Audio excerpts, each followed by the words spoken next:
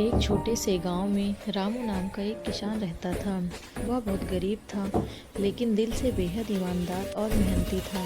उसके पास ज़्यादा ज़मीन नहीं थी, फिर भी वह रोज़ सुबह सूरज निकलने से पहले अपने खेत पहुंच जाता और पूरे मन से काम करता।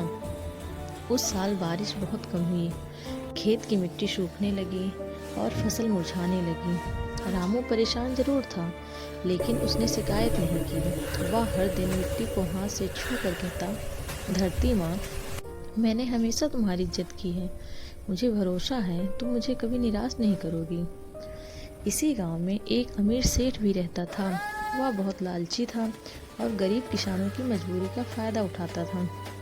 जब उसने रामू की परेशानी नहीं देखी, तो एक दिन उसके पास आया और बोला, रामू, अपनी जमीन मुझे दे दो, खेती तुम्हारे बस की नहीं है। रामू ने शांति से उत्तर दिया, सेठ जी, यह जमीन मेरे लिए माँ के समान है, इसे मैं कभी नहीं बेच सकता। सेठ गुस्से से वहाँ से चला गया। एक रात रामू थका हुआ अपने खेत के पास सो गया। उसी रात उसे एक सपना आया। सपने में धरती माँ उसके सामने प्रकट हुई। उनके चेहरे पर स्नेह और आंखों में करुणा थी। उन्होंने कहा, रामू, तुमने हमेशा ईमानदारी से मेहनत की है और मेरा सम्मान किया है, इसीलिए मैं तुम्हें आशीर्वाद देती हूँ। सुबह जब रामू की आंख खुली तो उसने देखा कि आसमान में बादल छाए हुए हैं। थोड़ी ही देर में हल्की बारिश होने लगी। रामू ने नई उम्मीद के साथ फिर से खेती शुरू की।